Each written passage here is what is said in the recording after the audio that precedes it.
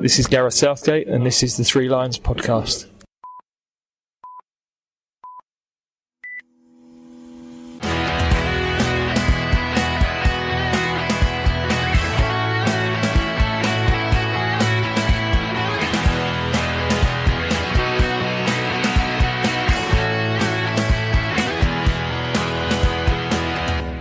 Hello and welcome to the Three Lions podcast. My name is Russell Osborne and this is an independent England football supporters podcast. If you are a new listener, welcome along. It's a pleasure to have you with us. Regular listeners will know I like to try and delve into the history of our national football team when we don't have games to preview or review. Now, recently I've spoken with supporters about various away trips, be it Kazakhstan in 2009, Le Tournoi in 1997. Recently as well, we've spoken with supporters about Seville 2018. And we've looked at England's participation at previous European Championships. And one of my personal favourites was looking at England's very first game back in 1872. They can all be found at threelionspodcast.com. And also in the past, I've been lucky to speak with some players, managers and staff who have all served their country in one way or another. And I'm pleased to say I've been fortunate again. Alan Smith was the England national football team physio, initially in 1986 appointed by Sir Bobby Robson. And then he was full-time from 1996 through until 2002. Now, he was kind enough to take some time out of his busy day to have a chat with me. I hope you enjoy this one.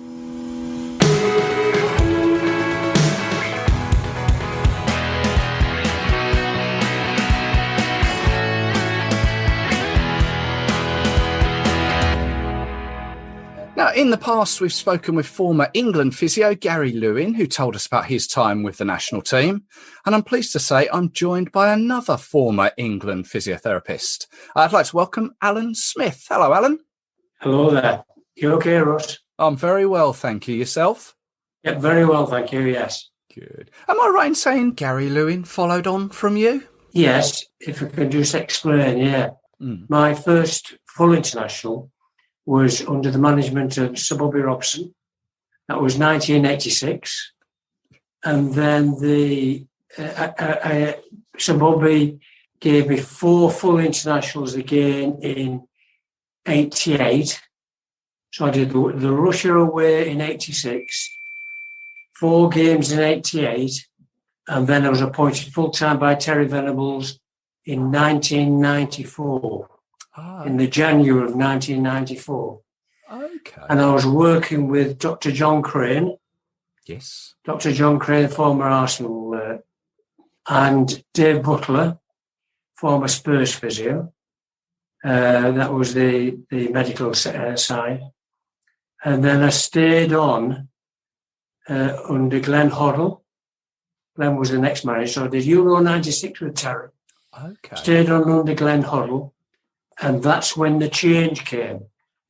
Glenn brought Gary in at that point. So we worked together at the 1998 World Cup in France. Right. Euro 2000 with Kevin Keegan. And the World Cup final in Japan with Sven-Goran Eriksson. So the whole thing, I was full international to 5 England managers. Wow, that's amazing. Well, we'll chat about some of those maybe in a little bit more detail soon. But am I right in saying that you came into physiotherapy quite early in your career? Yeah, very early. Yeah, I signed for the Middlesbrough Football Club as a schoolboy when I was 14 years of age. Played in the junior team, and I fractured my leg in 2 places when I was 17. Right. And that changed my life. And that was me heading down the physio route. And it's a route I've really enjoyed, to be perfectly frank with you. Because you've been involved with some league clubs before the England job came along, haven't you? Was it Rotherham, Blackpool, and probably more recently Sheffield Wednesday, wasn't it? They were my clubs, yes. It's obviously... Yeah, and I was first appointed to England in 1979 to the England semi-professional team. Okay. and then promoted to the under-21 team by Dave Sexton in 1982. We won the UEFA Cup in 1984, and then B internationals and full internationals followed after that. So you've been part of a trophy-winning England team. Oh, yes. Yeah, we won the UEFA Cup, yeah. How Beat was Spain that? home and away. That's right. How was that? Yeah, marvellous. Marvellous achievement. Yeah, I mean, that group had people like Mark Hakeley played in that group, Stephen Hodge, Yep. Paul Bracewell, lots of very, very good players.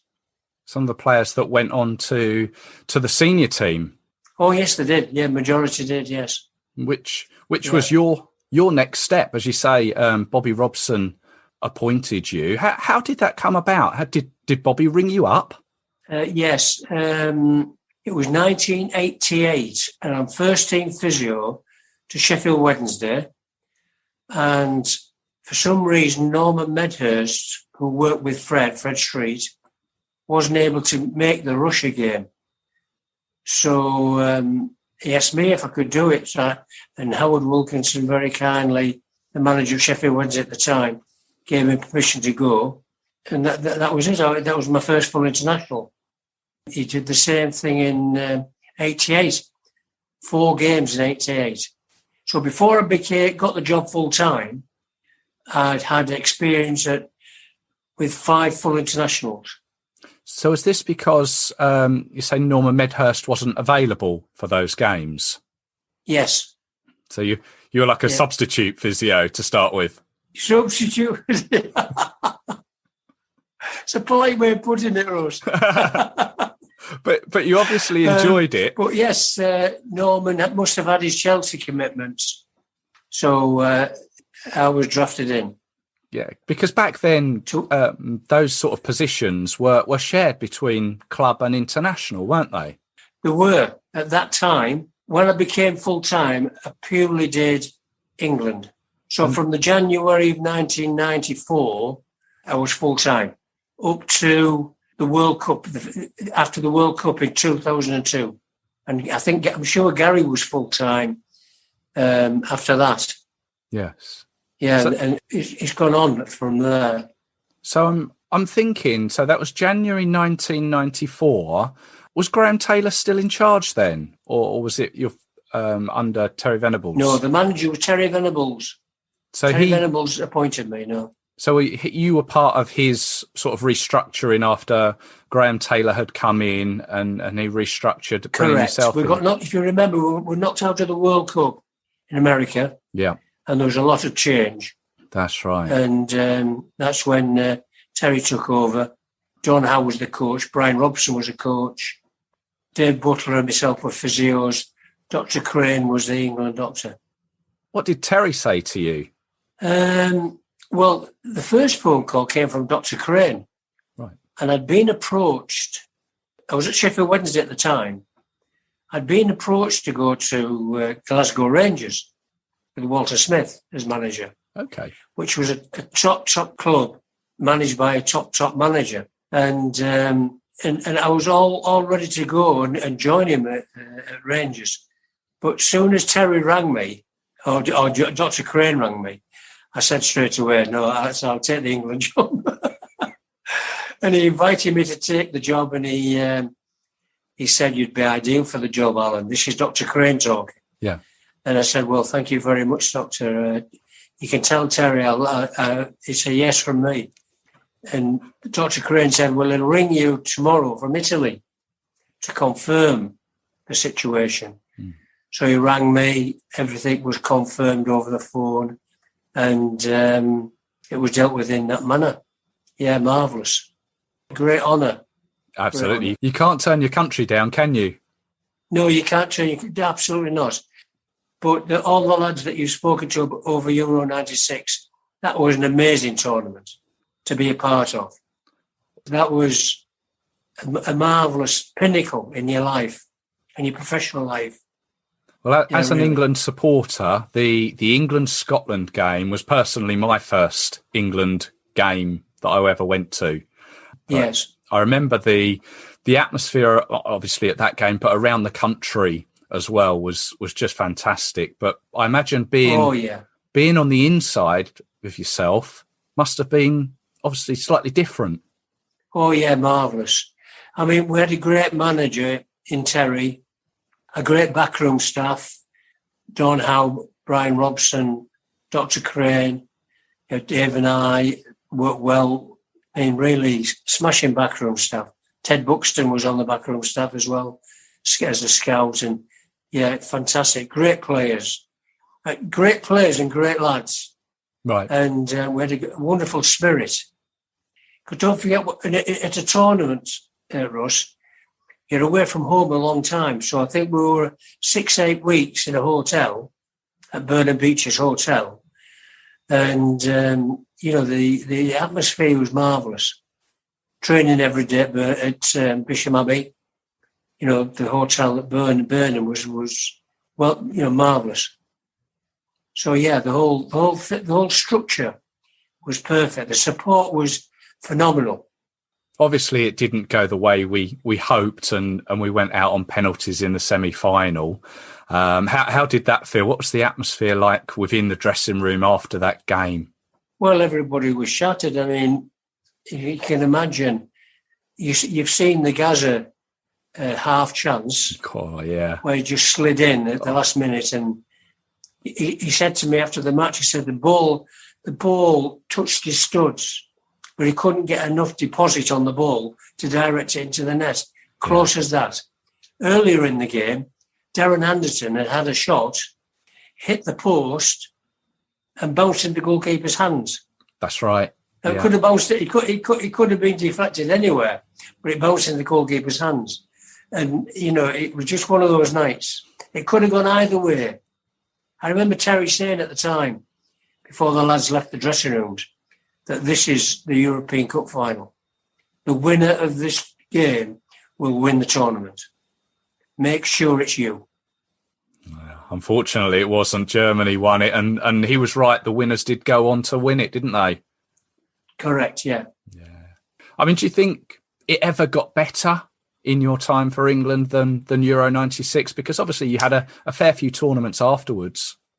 Oh, yes, I did, yeah. But I think I would say because the tournament was in England and the intensity of the support, I'd have to go for Euro 96. But the biggest honour professionally to go to the World Cup finals.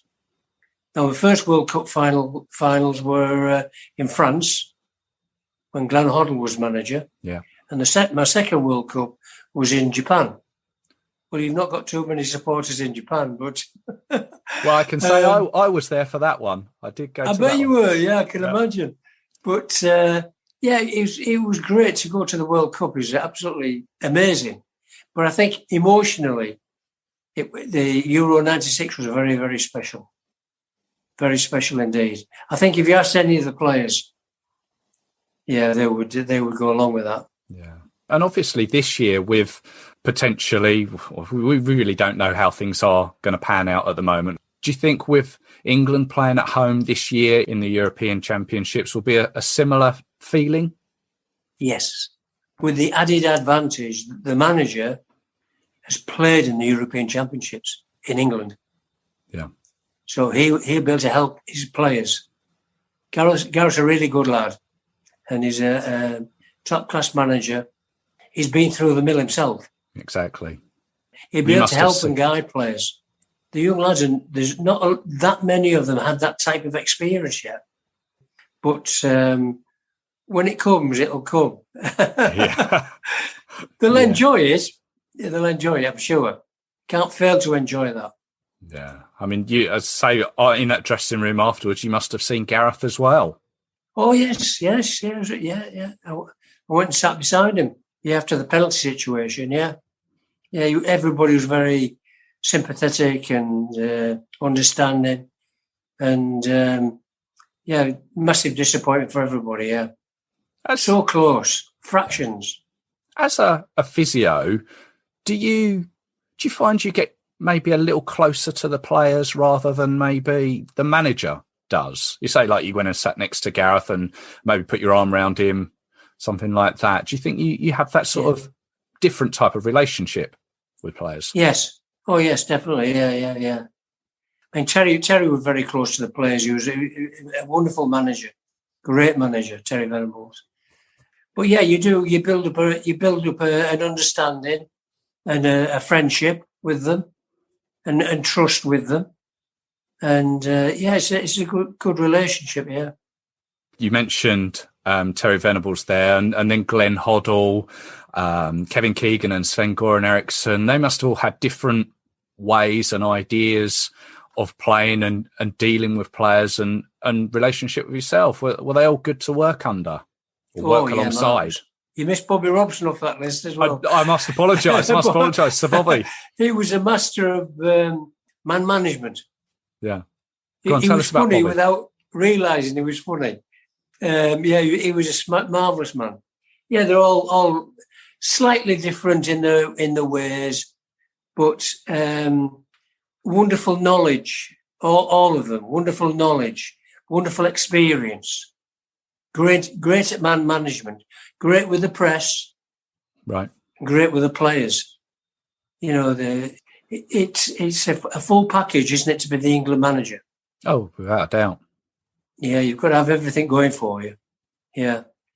You mentioned, going back a bit there, Brian Robson. He was such a player, not just for Manchester United, but for England too. But he suffered greatly with injuries, didn't he? And yourself being a physiotherapist, how did you see that from an England point of view? Well, I remember Fred would be the physio in those days. Fred and Norman. I can remember him dislocating his shoulder in an England game. That was during the World Cup of '86, I think, wasn't it? Yes, that's right. Yeah. Yes, he had quite a few injuries. He was very, very tough. A great player, and unfortunately, the game was a little bit different in those days, and he did suffer with one or two injuries along the way. Yes, wonderful player though. Yeah, Brian, absolutely. Great lad as well, by the way. Is he? Yeah, smashing lad. Yeah, smashing. Someone I'd like to speak to at some stage. I mean, physiotherapy. You say the game has changed over the years. I'm sure physiotherapy has as well, from your time within the England setup to now having your own practice. Yes, I think the technology's altered. Right. The principles of care haven't altered. The principles of treatment haven't altered, but technology's altered. You know, a lot of the equipment is computerized equipment. There's a lot of technology involved, but it's such an enjoyable job, very enjoyable job.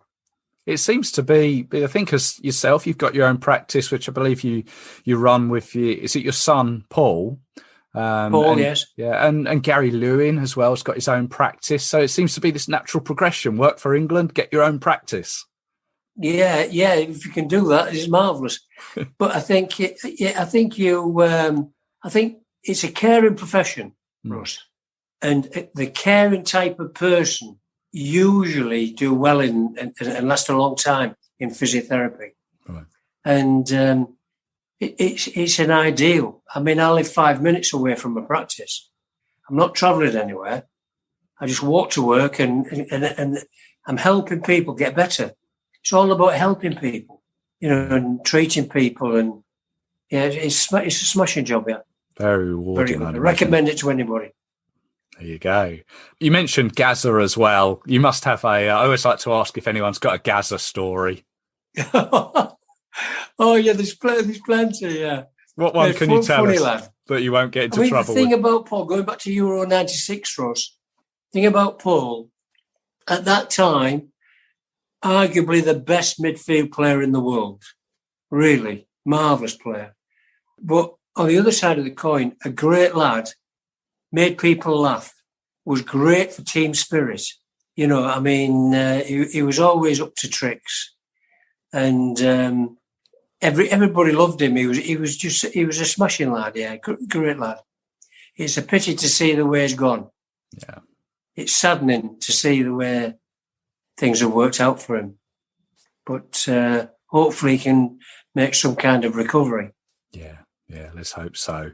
In all your time being with England and all the places you've been, there must be a real highlight or a strange scenario that you've been in. What sort of springs to mind? I know you've mentioned Euro 96.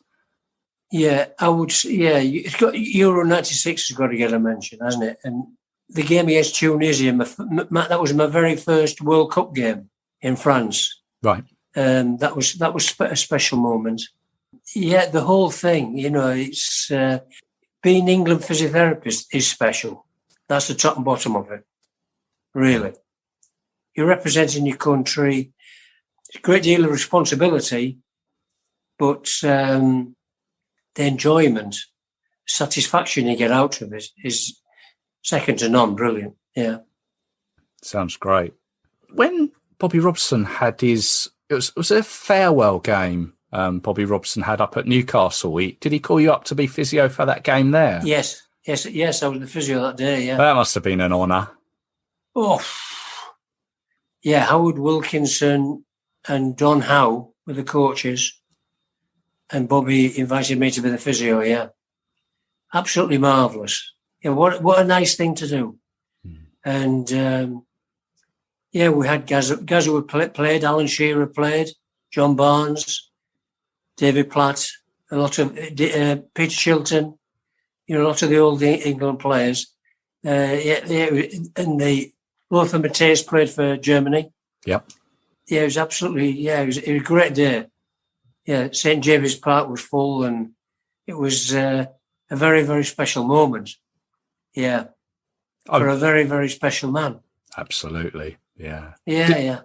That particular game, I can't imagine you were called onto the pitch then, were you? No. There's one or two injuries to sort out after the game. Right. But no, not at all. There was no injuries whatsoever. Was there any particular incidents that you've been onto the pitch in your England time that you can mention?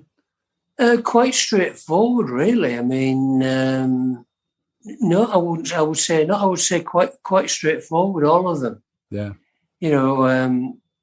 Straightforward injuries, treatment on the pitch, treatment off the pitch, rehabilitation. Yeah, very, very straightforward, really. Thankfully, nothing too serious. No, that's good. That's the way you'd want it. Yes. Another way, if the young physios listening to this interview, my route to the full England job was in 1979, England's semi-professional team, part-time players playing for Enfield and Altrincham and people like that. And that was my first England international appointment, followed by under-21s with Dave Sexton. So you're moving up the ladder, then B internationals, and then ultimately full internationals. So like in most cases, or virtually all cases in football, you start at the bottom and you work your way up over. And it's down to hard work, dedication, commitment, and the desire to be the England physio. Because believe me, Russ, there's just nothing better. Did you decide to call it a day for England, or was you, when Sven left, was it Steve McLaren who came in and brought in his own team? No. I went whilst my last game. This is me again, my personality. But my last game with England was England-Brazil, quarter-final of the World Cup in Japan. Yeah. Then I retired. I see. That was me retired. That was me finishing at the top. And when I was going back, way back, my first England game was semi-professional. Yeah. One of the semi-professional internationals. And that was my last game. So I reached the very pinnacle of the game. Absolutely. I'm just thinking about that game now. You got me thinking against Brazil. Do you think Ronaldinho intended to score there? Well, to be perfectly fair, he shaped up to cross the ball. And I personally thought he overhit the cross. But that's only my opinion. Yeah, that was unbelievable. We took the lead through Michael Owen. Yeah. After about 20 minutes, and they equalised a minute before half time through Ronaldinho, and then Ronaldinho scored in the second half. Yeah. Another disappointed dressing room, I imagine. Disappointed dressing room, but so close again. Yeah. 2-1 in Japan against the world champions. You know, it's so close. And it's fine margins, Russ, between success and not quite being successful. Yeah. It's fine margins. Hopefully they can do it this year or sometime in the future, but it's fine margins. It really is. Yeah. You need the rub of the green occasionally. We're due that soon. I'm sure we are. Let's hope it's this summer. Yes. Alan, thank you very much for your time. It's very much appreciated. Great pleasure. It's great to hear some stories from back in your time working for England. It's been really nice. Thank you. Thank you very much indeed, Russ. Great.